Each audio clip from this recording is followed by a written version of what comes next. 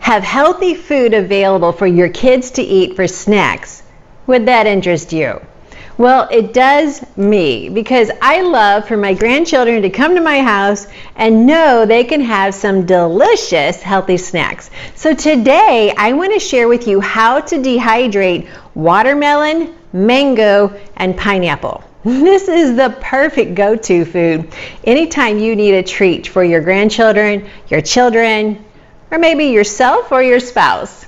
This is so simple and anyone can do it. It will save you money, and those are the key reasons why I want you to know how to do this.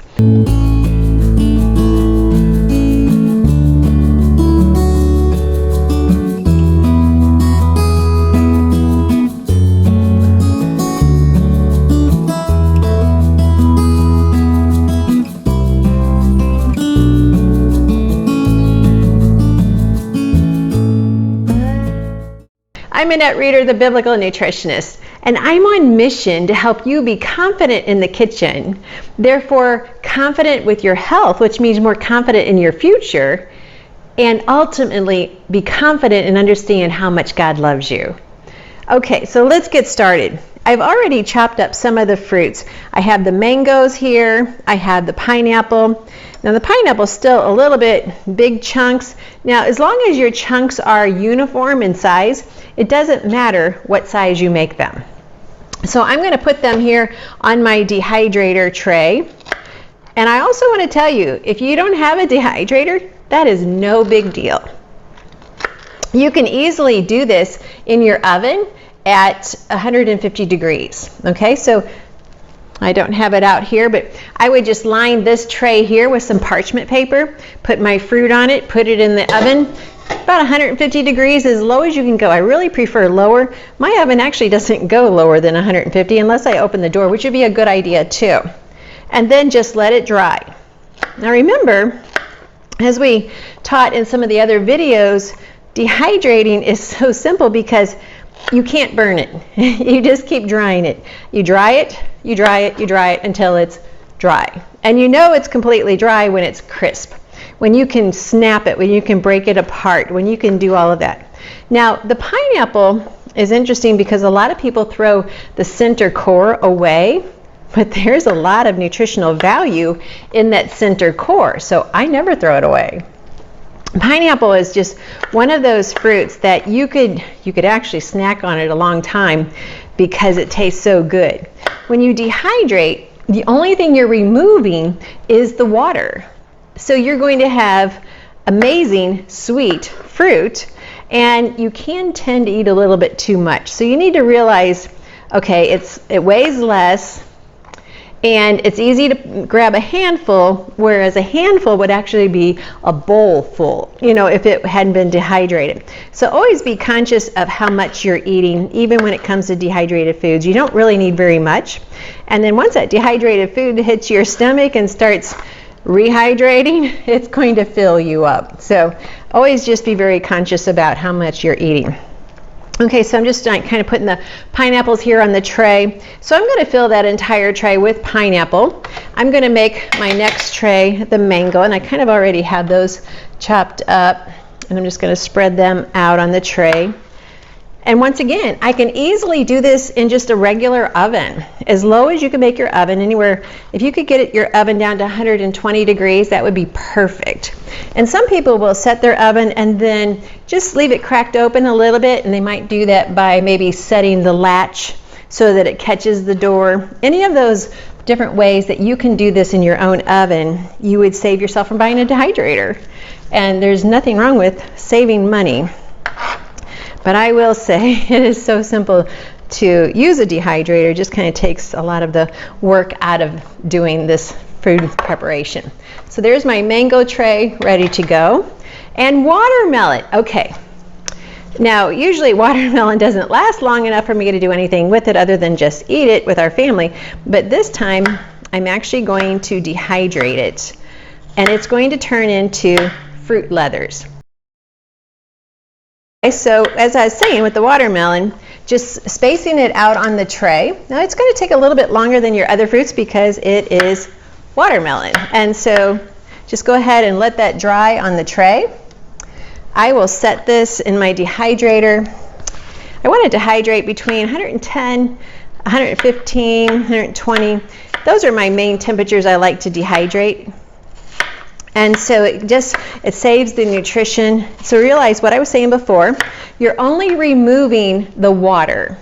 You're keeping the vitamins, you're keeping the minerals, you're keeping the protein, the fiber, all of the goodness that God put in these foods, you're saving. And this is better than freezing, it's better than canning, and yet you're going to have a fantastic snack for your family to munch on. Okay, and like I said again, you can do this in the oven.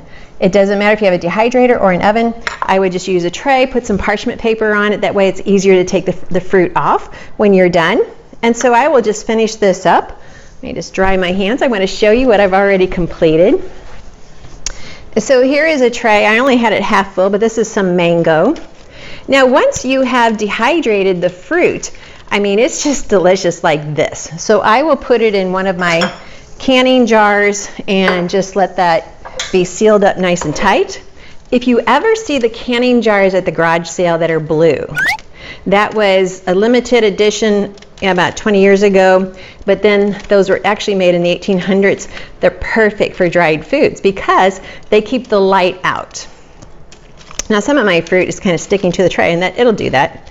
That's no big deal. So a couple things to keep in mind is your hands need to be perfectly dry and not have any lotions on them at all, because that can get transferred to your food. If you think there's any chance at all that you have moisture or lotions, then you need to use gloves when you're handling your dried fruits or dried foods, period. Okay, so I'm going to put these in this jar. Now my pantry is very dark, so these are going to go, I keep my dried foods in the back corner so they are out of the light, and this will be my jar of dried mango. Isn't that pretty? I'm going to show you another tray I have done. So here's a couple trays of watermelon that I dehydrated already, and it's just paper thin.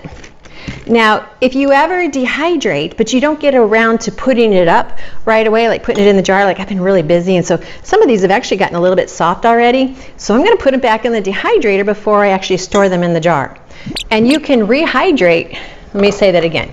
You can dehydrate a second time if you need to, if it's not dry enough. And these will stick to the sheet a little bit, which is why if you do this in the oven, make sure you use parchment paper.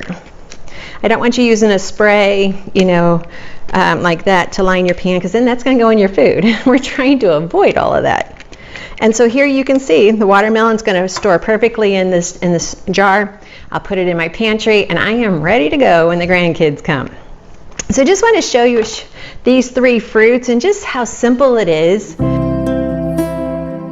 Dehydrating class, we say your food is good for a year, but that's just a government rule. It's actually good as long as you keep it dry, So anyway, I just wanted to share this with you. It's just so much fun to cook.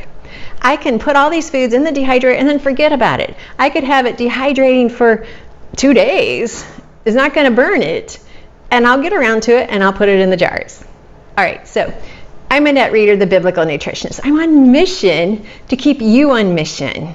And as I told you earlier, I want to make sure you are confident in the kitchen. You're confident with feeding your family and understanding how much God loves you, because that shows in your face, in your health, and in your life. Now, hopefully you've got some good ideas of what to do with these three fruits. There's other things you could do with them when they're done. You could powder them and add them to anything, ice cream, anything you're baking, anything you're cooking. Besides just being a quick grab and go snack, I mean, these have unlimited potential with what you can do with them later. So once you've got them put up, you've saved money because they were on sale during the month that their growing season, and it's just amazing. It just makes cooking fun. So my point was, I can put these in the dehydrator and I can forget about it. I don't have to take care of them. They will just dehydrate. I really would like for you to share with me some of your comments. What are your favorite foods to dehydrate? What are, your favorite ways to dehydrate? Do you dehydrate in the oven? Do you like do you have your own dehydrator that you really love? Leave me a note. I would love to see your comments. Leave them on our Facebook page. And I look forward to reading about your episodes of Dehydrating. Annette Reeder, the Biblical Nutritionist. Thank you for watching.